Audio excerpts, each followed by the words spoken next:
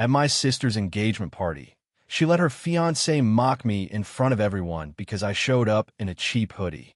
She told him I was broke and still figuring life out. A week later, he offered to pay my share of her $200,000 wedding like it was charity. He had no idea the office his company just moved into belonged to me. I grew up in a place where everything looked perfect from the outside. The houses in our neighborhood in San Diego all looked like they belonged in real estate magazines. The lawns were always trimmed, the cars in every driveway were polished, and every family seemed to be competing in some silent contest about who could appear the most successful. My parents, Linda and Robert Walker, cared deeply about that image. To them, life wasn't just about living well, it was about looking like you lived well. Vacations had to be posted online, holiday dinners had to look like something from a catalog, and every milestone had to be something you could proudly mention to friends at a dinner party. The problem was that I never really fit into that picture. My younger sister Madison was everything my parents seemed to value. She was outgoing, charismatic, and loved attention. In high school, she was a cheerleader, constantly winning little trophies and posting photos of herself with her friends. My parents adored that kind of visibility. They loved talking about Madison's competitions, her popularity, her plans for college, and the way everyone seemed to know who she was. I was the opposite. I was quiet, and most of the time I preferred being alone. While Madison was out at parties or football games, I was usually in my bedroom with the door closed, sitting in front of a glowing monitor at 2 in the morning, trying to figure out how a piece of software worked. I started teaching myself programming when I was around 14. At first, it was just curiosity. I would take apart small programs, modify them, break them, and then try to rebuild them again. Slowly, that curiosity turned into long nights experimenting with code, building small tools that nobody else ever saw. To my parents, it looked like I was just wasting time on the computer. They would occasionally knock on my door and remind me to go outside more, or tell me that staring at screens all night wasn't healthy. Compared to Madison's visible achievements, the things I was doing didn't look impressive at all. There were no trophies for learning how to optimize a database query at 3 in the morning.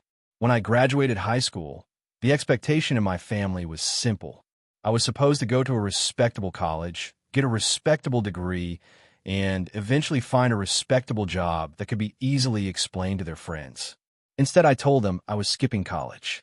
I explained that I had been building something, that I had been experimenting with infrastructure software that could help small financial technology companies manage their systems more efficiently.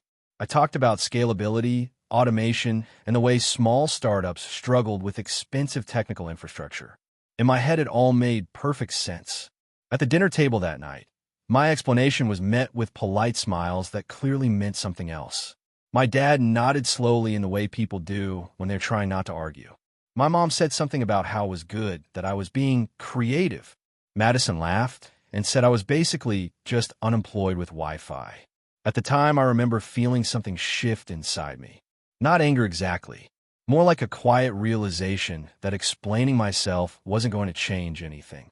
From that point on, I stopped trying. Over the next several years, I kept working, mostly alone. I built small infrastructure tools that automated processes most startups hated dealing with. At first, only a few companies used them, and even then they paid almost nothing. But the technology kept improving, and slowly those tools turned into something larger than I had originally planned. By my mid-20s, I had formed a company that provided back-end infrastructure for several financial technology startups. Instead of every company building their own systems from scratch, they could use mine. It saved them time, money, and engineers. The growth happened quietly. I never made announcements about it, and I never posted anything online. Most of the deals were private and structured through layers of holding companies and investment vehicles that kept my name out of the spotlight. As the company grew, I started reinvesting profits into commercial real estate across downtown San Diego. Office buildings mostly. One of them was a modern glass tower that housed several investment firms and tech offices. On paper, those properties were owned by different corporate entities. In reality, most of them ultimately traced back to me. None of this changed how my family saw me. To them, I was still the older brother who worked online and lived in a modest apartment. When I visited during holidays, the conversation always drifted toward Madison's life. Her career moves, her social media following, the new people she was dating. My parents would sometimes ask me vague questions about freelancing or whether I had considered going back to school. I would usually just smile and say things are going fine. Over time, I realized something important about the way people treat you when they believe you have nothing. They show you exactly who they are without trying to impress you. There is no performance, no politeness motivated by status, no hidden agenda. It's just honesty. That realization was the reason I never corrected my family's assumptions. I could have told them about the company, the investments, the buildings downtown, or the way my work had quietly become part of the infrastructure used by multiple fintech startups. But I didn't, because in a strange way, staying invisible was the most honest version of my life. When my sister Madison announced that she was engaged, the news traveled through the family like some kind of national holiday. My parents reacted as if a major life achievement had just been unlocked, the kind of moment they had always imagined proudly telling their friends about. The man she was marrying, Brandon Cole, was introduced to everyone as a venture capitalist, and that single phrase seemed to elevate his status instantly in the eyes of my parents. From the way they spoke about him, you would think he had personally invented the stock market. Within a week, my mother was already talking about venues, dresses, and engagement photos. The celebration they organized wasn't a simple dinner or a small family gathering. It was an engagement party hosted at an upscale vineyard along the coast. One of those places where every building looks rustic on purpose, even though everything probably cost millions to construct. The invitation that arrived in my inbox looked more like something designed for a luxury wedding than a casual party. It mentioned catered cocktails, valet parking, and a dress code that strongly suggested everyone should show up looking like they belonged in a magazine advertisement. I remember looking at the invitation on my phone for a while before the event. I already knew exactly what the atmosphere would be like. Madison's friends were mostly social media influencers and startup people who treated every gathering like a networking opportunity. My parents would be walking around proudly introducing Brandon to everyone they knew. And somewhere in the background, I would exist as the older brother whose life trajectory nobody could quite explain. The night of the party, I didn't spend any time trying to dress up for it. Instead of a suit or even a button-down shirt, I pulled on a pair of dark jeans, some worn sneakers, and a cheap gray hoodie I had bought a few months earlier at a discount outlet store for $8. It was comfortable, simple, and completely out of place for the kind of event they were hosting. I knew that before I even left my apartment. The vineyard itself looked exactly the way those kinds of venues always do when you arrive just before sunset. Warm string lights hung across the courtyard. Waiters in crisp uniforms carried trays of champagne glasses between groups of guests, and everyone seemed to be wearing clothes that looked carefully selected for photographs. The ocean was visible in the distance, and the entire place felt staged in that very specific way expensive celebrations often do. The moment I stepped through the entrance to the courtyard, I could feel the shift in the atmosphere almost immediately. It wasn't dramatic or loud, but it was noticeable. Conversation slowed down slightly as people glanced in my direction. A few guests who were already talking quietly leaned toward each other and whispered something while looking at me. I could practically see the confusion on some of their faces as they tried to figure out whether I had misunderstood the dress code. My mother noticed me a few seconds later. She was standing near one of the wine barrels talking to a group of guests when her eyes landed on me. Her smile didn't disappear, but it tightened in a way that made it obvious she wasn't thrilled with what I was wearing. She gave me a quick wave that felt more like an attempt to acknowledge me without drawing attention. My father reacted differently. He saw me, paused for a moment, and then looked away as if he had suddenly become very interested in the conversation he was already having with someone else. It was the kind of subtle avoidance that happens when someone is worried you might embarrass them in front of their friends. Madison was surrounded by several of her influencer friends who were taking photos near the vineyard's main building. When she noticed me, she didn't say anything right away. One of her friends glanced at my hoodie, whispered something to another girl, and both of them started quietly laughing while pretending to focus on their phones. I wasn't surprised by any of it.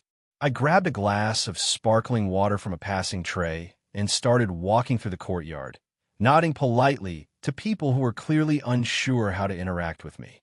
A few minutes later, Brandon approached. He had the kind of look that seemed carefully designed for the role he played. Expensive tailored suit, perfectly styled hair, and the confident expression of someone who was used to being the center of attention in rooms full of investors and startup founders. In his hand was a glass of champagne, and on his face was that signature finance bro grin that looked equal parts friendly and smug.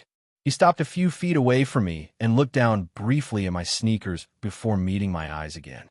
Then, loud enough that several nearby guests could hear, he said, "Hey man, did you take the bus here or something?"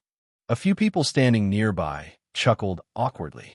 It wasn't loud laughter, more the kind that happens when people aren't sure whether they should laugh, but decide to do it anyway, because the person making the joke seems confident. I noticed my mother glance in our direction from across the courtyard. My father kept looking away. Madison stood only a few steps behind Brandon, holding a glass of champagne and watching the interaction without saying a single word. For a moment, everything around us felt strangely quiet. I didn't feel angry, and I didn't feel embarrassed either. I simply shrugged and smiled the way someone might respond to a harmless joke. I told him traffic had been surprisingly light. That was it. The conversation moved on quickly after that. Brandon started talking about venture funding and startup valuations with another group of guests, and I drifted through the rest of the party, making small talk with people who mostly treated me like an afterthought. To them, I was the older sibling who never quite figured life out, the one who showed up to fancy events in a cheap hoodie. I stayed until the end of the evening.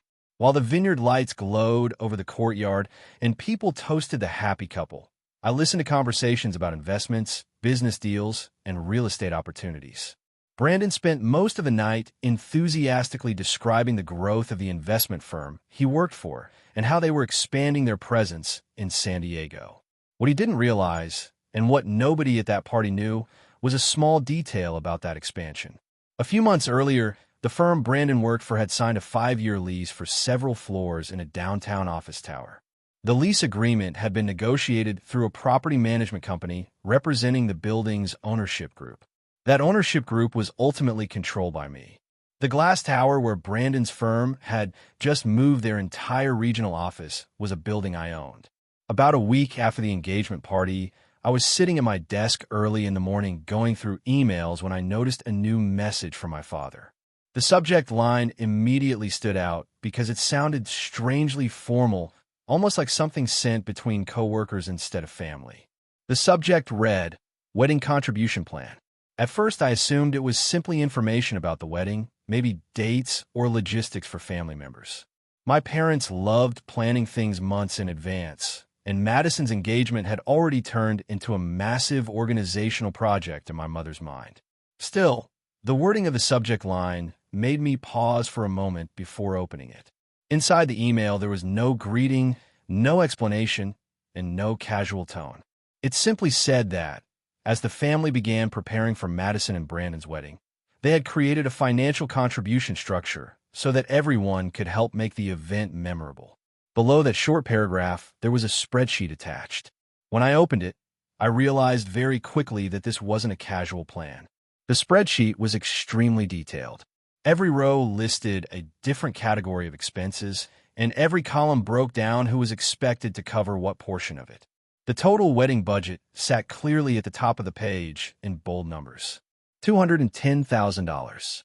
The list of expenses looked like something designed for a celebrity wedding rather than a normal family event. There were luxury catering services that apparently cost more than some people's yearly salaries, imported flower arrangements that had been flown in from overseas, a live orchestra scheduled to perform during the ceremony and reception, and a destination honeymoon package that looked like it had been selected from the most expensive page of a travel agency catalog. As I scrolled down the spreadsheet, I noticed something else. Next to each section of the budget, there were smaller numbers assigned to different family members. My parents had apparently divided the costs into contribution portions. My father had listed his own share and my mother's share. There were smaller amounts listed next to a few extended relatives who had apparently agreed to help. Then I saw my name. Next to it was a number that made me stop scrolling. $40,000. There was no explanation attached to that number, no note asking whether I was comfortable contributing that amount, and no message asking for my opinion beforehand. It was simply placed there as if it had already been decided. For a few minutes, I just stared at the spreadsheet. It wasn't the money itself that bothered me. By that point in my life, $40,000 wasn't something that would cause me financial stress. What bothered me was the assumption behind it. Nobody had asked me whether I wanted to participate in planning the wedding. Nobody had called me to discuss it. Instead, they had created a financial obligation and simply inserted my name next to it, as if it were automatic. I leaned back in my chair and reread the email again. The tone made it sound like this was some kind of responsibility I was expected to fulfill, like paying a utility bill or covering rent. After a while, I decided to respond. My reply was calm and simple. I told my father that I was happy to support Madison and that I genuinely wanted her wedding to be a special event. I explained that I wasn't comfortable being assigned a large financial contribution without any prior discussion, especially for a wedding that I hadn't been involved in planning or organizing. I wrote that if they wanted to talk about how I could help, I would be open to having a conversation about it. Then I sent the email and went back to work. For most of the morning, nothing happened. A few hours later, my phone started ringing. It was my mother. The moment I answered, I could hear the anger in her voice. She didn't bother with any greetings or small talk. She immediately started telling me how disappointed she was in my response and how my refusal to cooperate was creating unnecessary stress during what she kept calling Madison's special moment. She said the entire family was coming together to support the wedding and that my attitude was embarrassing. She talked about how people would start asking questions if the financial plan suddenly changed. According to her, I was making things difficult for everyone involved. I listened quietly while she spoke. Every sentence seemed to carry the same underlying assumption, the idea that I was being unreasonable and selfish simply for not agreeing immediately. After that call ended, another email arrived from my father. His message was shorter than the first one, but the tone was much sharper. He wrote that being the older brother came with certain responsibilities and that I should step up and support my sister the way family members are supposed to. Reading it felt strangely surreal. I hadn't refused to help. I had only said I wanted a conversation about it. But the way they reacted made it sound like I had sabotaged the entire wedding. Later that evening, my phone buzzed again with a message. This time it was from Madison. Her text was only one sentence long. "Can you stop making everything about you?" I looked at the message for a long time. Something about those words landed differently than the emails or the phone calls earlier that day. My parents had always viewed me as the quiet one who didn't quite match their expectations. But Madison's message carried a kind of casual certainty behind it. It sounded like she genuinely believed I was the problem. Sitting there in my apartment, I realized something that I had probably been avoiding for years. My family didn't just think I was different from them or less successful in their eyes. They truly believed I was the failure of the group, the sibling who never managed to figure life out while everyone else moved forward. To them, asking me for $40,000 wasn't even a question. It was an assumption. A few days after the argument about the wedding money, I received a text from Brandon. Up until that point, we had barely spoken outside of brief interactions at family gatherings, so seeing his name pop up on my phone felt unusual. The message itself was casual and confident, written in the kind of tone people use when they assume they are being generous. He said we should grab dinner sometime that week to clear the air and make sure there were no awkward feelings before the wedding.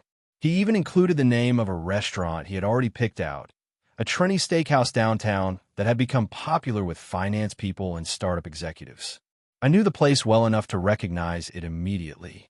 It was the kind of restaurant where the lighting was dim, the wine list was longer than the food menu, and most of the people sitting at the tables looked like they were discussing business deals. I agreed to meet him. The evening of the dinner, I arrived a few minutes early and waited near the host stand while watching the restaurant fill up.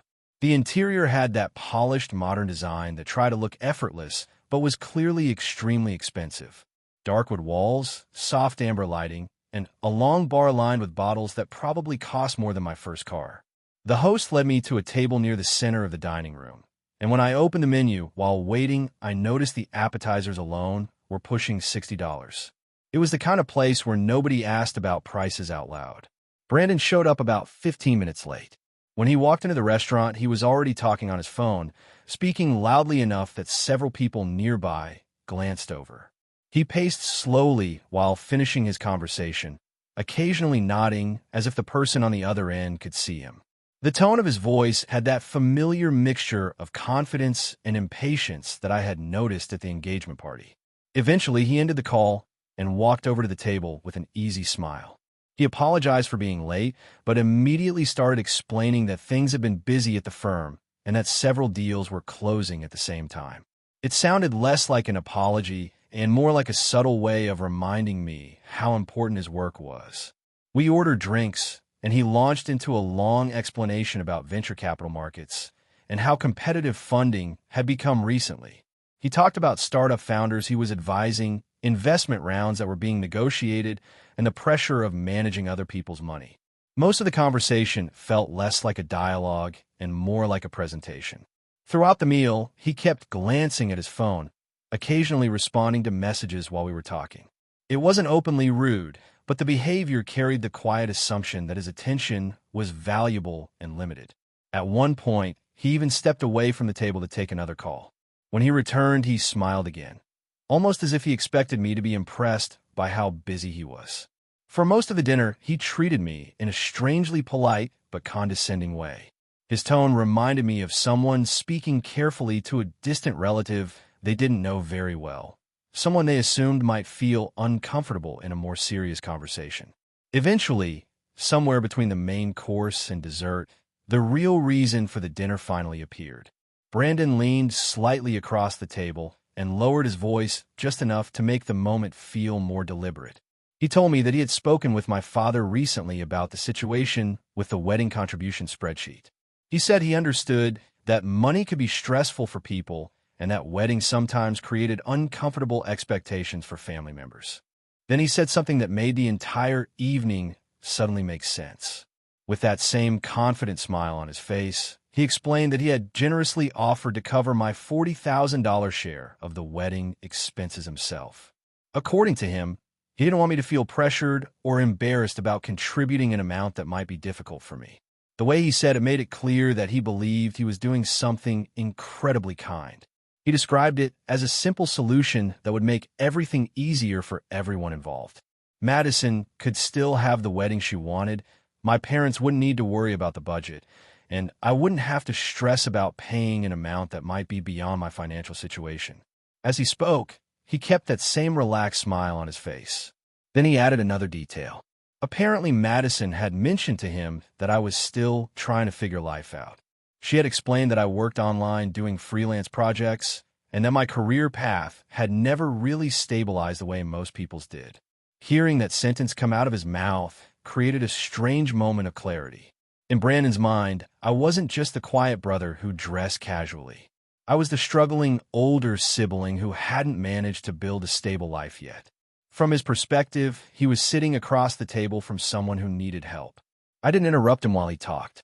Instead, I listened quietly while he described his plan to solve the situation, occasionally nodding as if everything he said made perfect sense.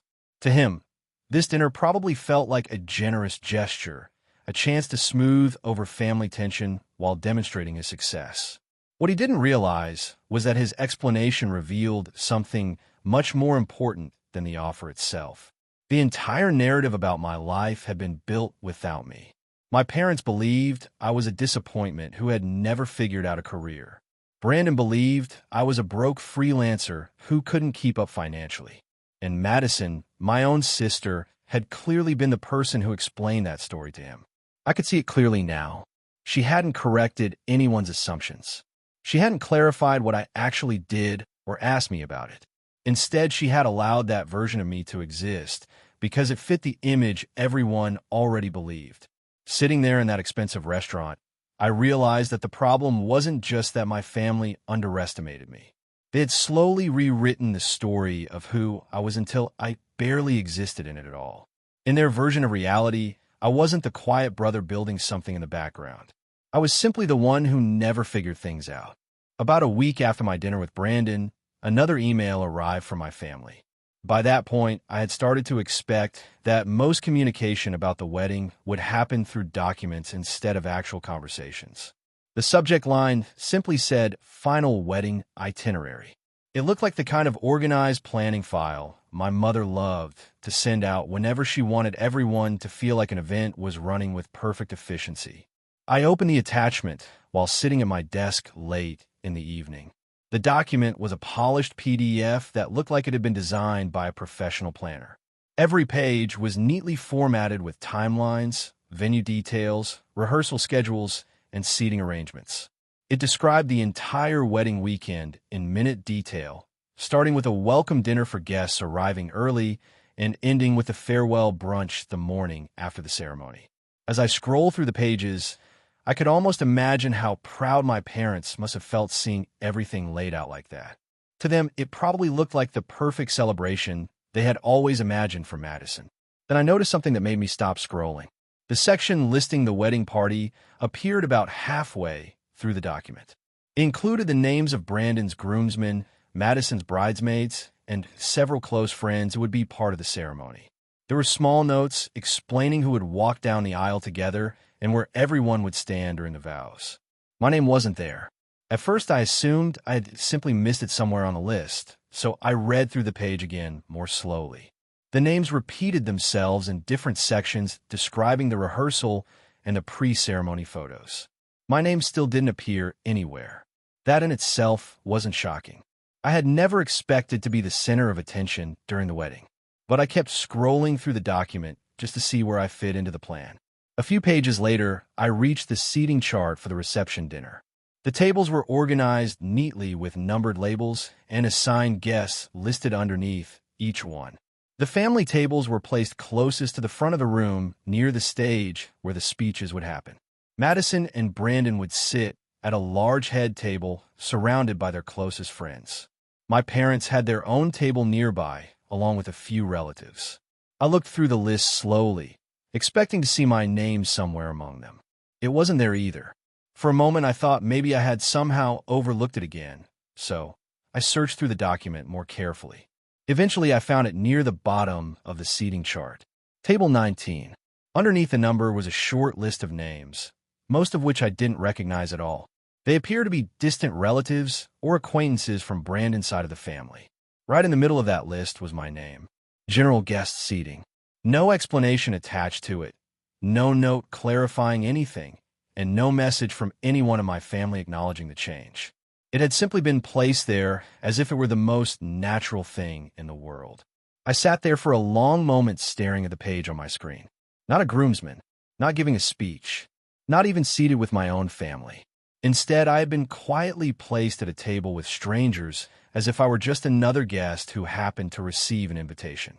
The strangest part wasn't the decision itself. It was the silence surrounding it. Nobody had called to talk about it. Nobody had sent a message explaining the reasoning. The document simply existed as a finalized plan, and my role in that plan had already been decided without a single conversation. I closed the laptop and leaned back in my chair. That night, my apartment felt unusually quiet.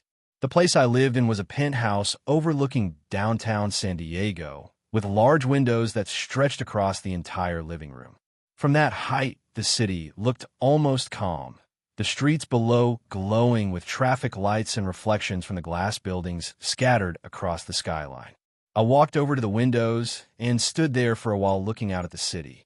Several of the buildings visible from my apartment were properties I had quietly purchased over the years through different holding companies.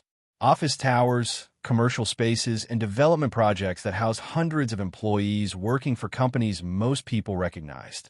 From up there, the city looked like a network of small lights stretching toward the horizon.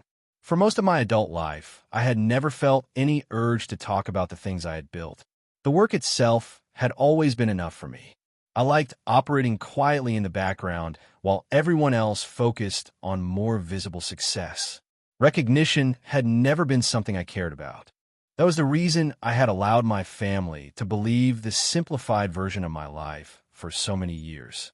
If they thought I was just freelancing online and living modestly, it didn't really affect my work or my goals. Their opinions had never seemed important enough to correct. but sitting there alone in that apartment, looking out over the city I'd spent years quietly investing in, I realized something that had never fully occurred to me before. Silence only works when people respect you.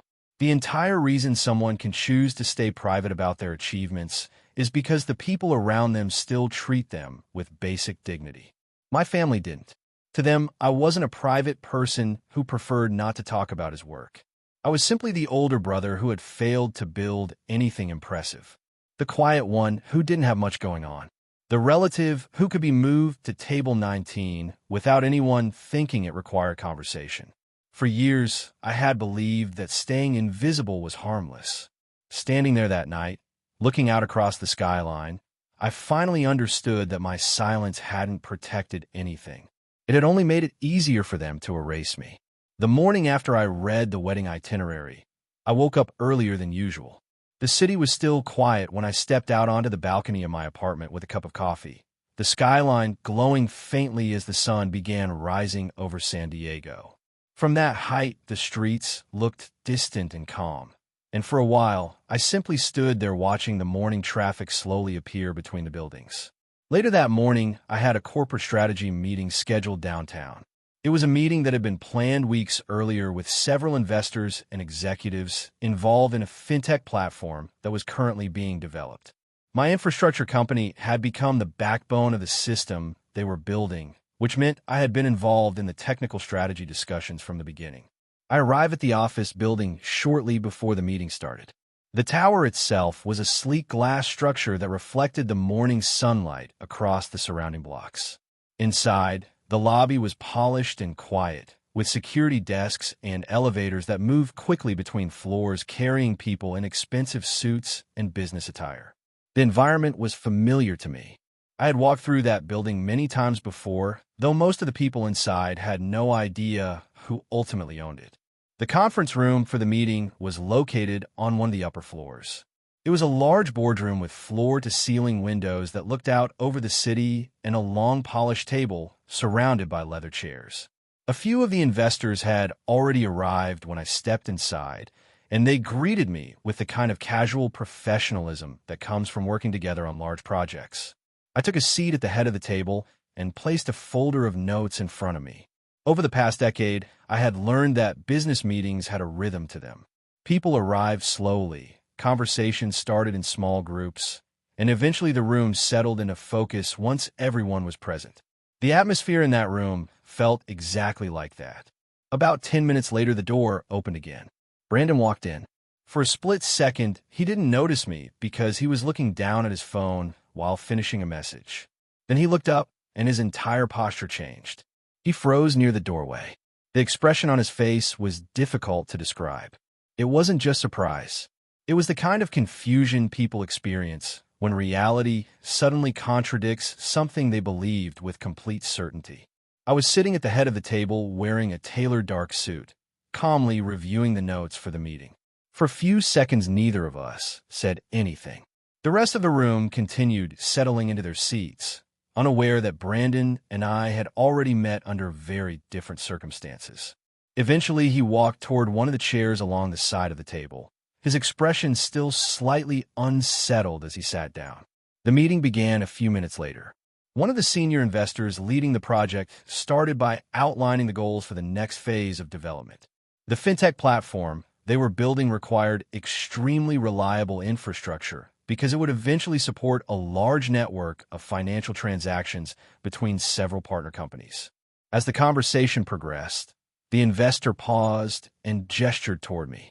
He began explaining to the rest of the room how critical the infrastructure layer of the system would be and why the platform had chosen to partner with my company instead of building everything internally. Then he introduced me. He explained that I wasn't just a technical consultant offering occasional advice. I was the founder of the infrastructure company that powered the entire back end of the platform. My systems were responsible for handling the scalability, security architecture, and automated processes that allowed the project to function. He also mentioned something else. Because of the size of the partnership and the amount of technology my company was providing, I had become the largest strategic partner involved in the project. The room grew quiet for a moment as the explanation settled in. Several people nodded while reviewing their notes. A few executives leaned forward slightly, clearly interested in hearing more about the infrastructure design. To them, it was simply a business discussion. Across the table, Brandon wasn't looking at his notes. He was looking at me. The confident expression I had seen at the vineyard and during our dinner had disappeared completely.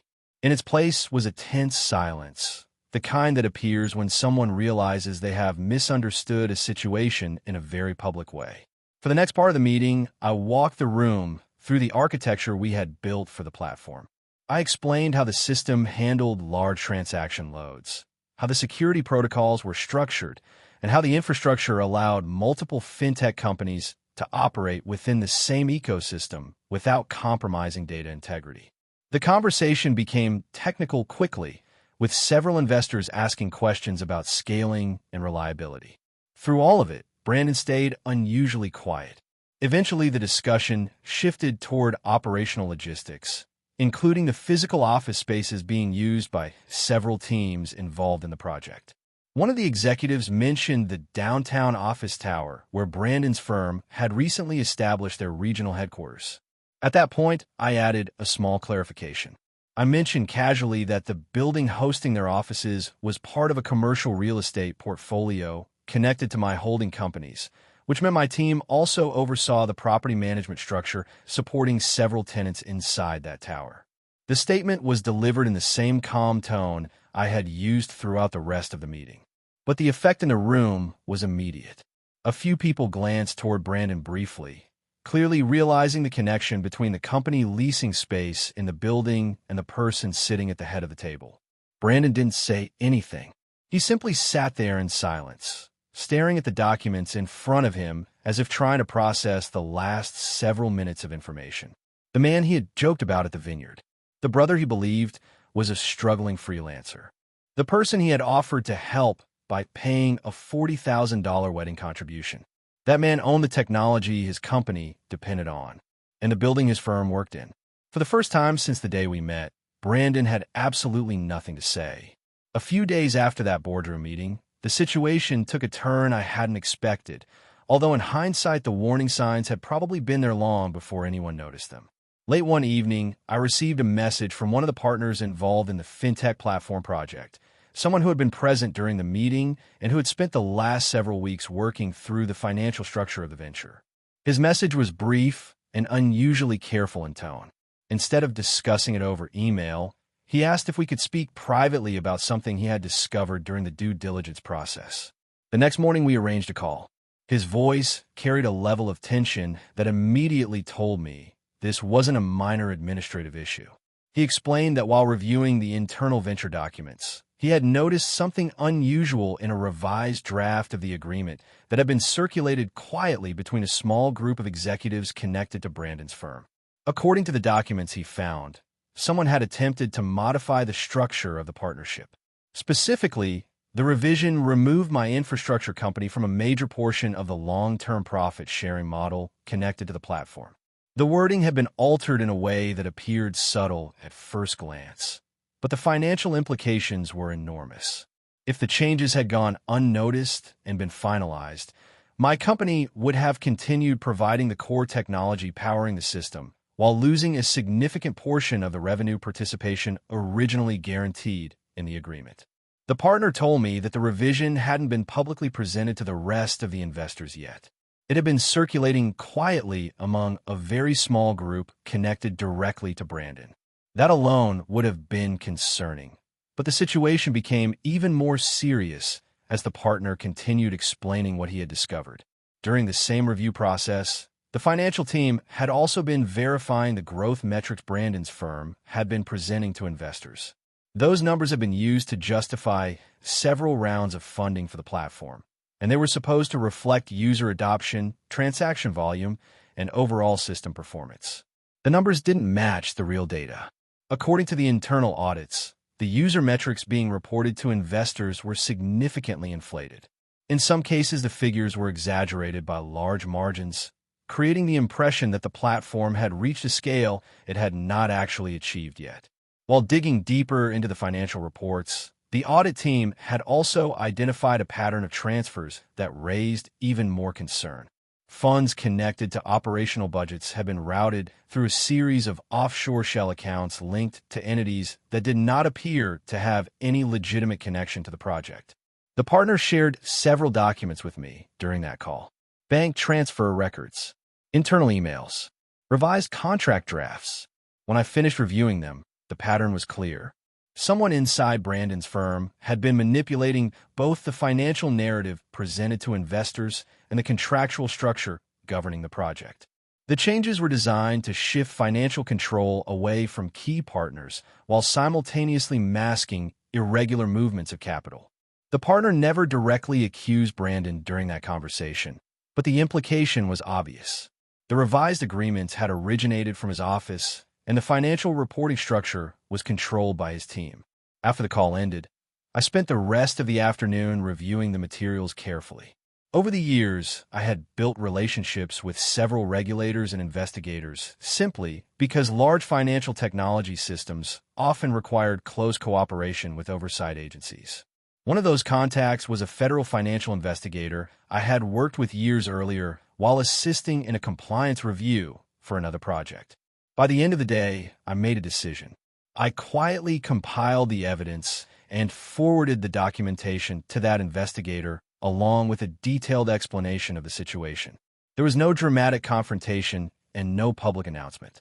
The information simply moved into the hands of people whose job it was to investigate financial misconduct.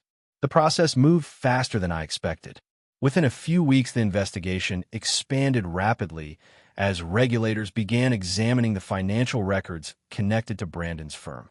Once federal investigators started requesting documentation and interviewing employees, the situation inside the company began to unravel quickly. Then one morning the news broke. Regulators had executed a formal raid on Brandon's office. Federal agents entered the building early in the morning and began collecting financial records, internal communications, and computer systems connected to the firm's investment operations. The story spread quickly through the financial community in San Diego, and within hours, several investors announced they were suspending their involvement in the platform project until the investigation was clarified. Funding that had once seemed stable disappeared almost overnight. Without investor support, the structure of Brandon's firm collapsed rapidly. Employees began leaving. Projects were frozen, and the entire operation entered a state of chaos as regulators continued examining the financial records. 3 months later, the legal consequences became official. Brandon was formally charged with securities fraud and financial misrepresentation. The charges focused on the inflated user metrics presented to investors and the suspicious financial transfers routed through offshore shell accounts. By that point, his reputation in the investment world had already been destroyed. The company he had built no longer existed. The fintech platform itself, however, did not disappear. Because my infrastructure company controlled the core technology powering the system, I was able to step in and restructure the entire project under a new operational framework. The investors who still believed in the platform shifted their support toward the revised structure, and the development team continued building the system without the leadership that had created the original financial chaos. The platform survived because the foundation supporting it had never depended on Brandon's firm in the first place. It depended on the technology my company had built years earlier. About 2 weeks before the wedding, after months of tension, arguments, and everything that had happened with Brandon's firm collapsing under federal investigation, I received an email from Madison. The message arrived late in the evening while I was finishing a call with several investors about the restructuring of the fintech platform. When I noticed her name in my inbox, I hesitated for a moment before opening it. The tone of the email was completely different from the short text message she had sent weeks earlier telling me to stop making everything about myself. This time the message was long and careful. She started by apologizing for the way things had unfolded over the past few months. She wrote that she had finally realized Brandon wasn't the person she thought he was, and that the investigation had exposed parts of his life and business practices that she had never seen before. She admitted that she had ignored warning signs because she had been caught up in the excitement of the engagement and the attention surrounding the wedding. The email continued with something that sounded almost like regret. She said she had thought about the way she had spoken about me to Brandon and to other people. She admitted that she had described me as someone who was still trying to figure life out, because that was the story she had believed for years. Reading that line felt strangely distant, like she was finally describing something that had existed quietly in the background of our family for a long time. Near the end of the message, she asked me to come to the wedding. She wrote that the ceremony was still going forward, even though everything around it had changed dramatically. Many of the guests had canceled after the scandal around Brandon became public, but she said the event was still important to her and to our parents. She told me she wanted me there not just as a guest, but as part of the family again. Then she added something else. She said that during the reception, she planned to give a short speech and publicly thank me for the role I had played in helping expose what had happened with Brandon's firm and for saving the technology platform that so many investors were involved in. She wrote that people deserved to know what I had done. I read the email twice. The apology sounded genuine. The words were clearly written with more thought than the messages she had sent earlier in the year. For the first time in a long time, it felt like she was actually acknowledging who I was rather than the simplified version of me that had existed inside the family narrative. But by that point, something inside me had already shifted. For years, I had kept my work and my success quiet because I believe it didn't matter whether people recognized it or not. I had never needed validation from my family, and I had never felt the need to correct their assumptions about my life. Now I understood that recognition offered after everything collapsed didn't really change the past. The wedding invitation had arrived months earlier when I was being placed at table 19 with strangers. The apology arrived only after Brandon's reputation had disintegrated and the truth about the business world around him had become impossible to ignore. A few days after reading her email, I finalized plans for a trip that had already been under discussion for several weeks. Instead of attending the wedding, I flew to Switzerland to participate in a leadership summit with a group of international investors and technology executives who were involved in expanding the infrastructure platform my company had built. The summit was being held in a quiet conference center overlooking a lake surrounded by mountains, far away from the drama that had consumed my family back in California. The atmosphere there was calm and focused.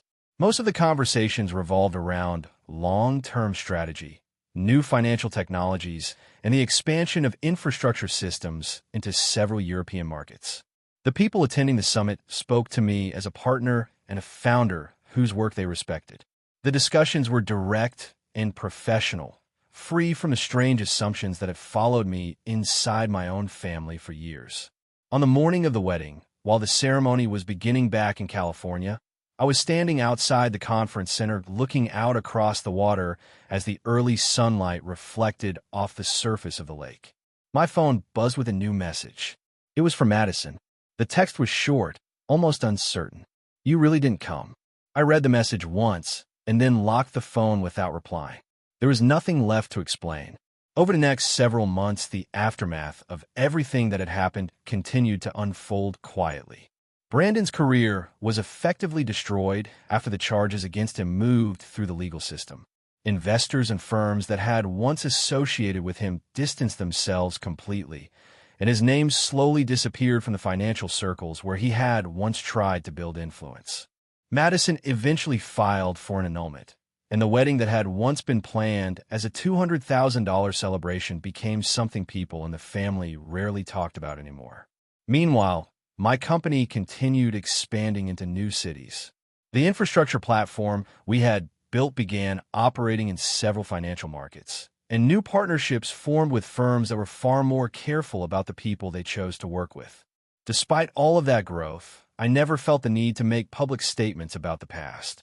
I never gave interviews explaining what had happened, and I never talked about the way things had unfolded inside my family. One evening several months later, I was standing on the rooftop terrace of a skyscraper my company owned in downtown San Diego. The building overlooked the skyline, and the city lights were beginning to appear as the sun disappeared behind the horizon. From that height, the view stretched across dozens of blocks filled with offices, apartments, and businesses that kept the city alive long after dark. I took a photo of the skyline with my phone. For a moment, I considered not posting it at all, because I had spent most of my life avoiding attention. But something about the memory of that engagement party at the vineyard came back to me, the moment when Brandon had looked at my hoodie and asked if I had taken a bus. So I posted the photo online with a single caption. They laughed at the hoodie. Now I own the building.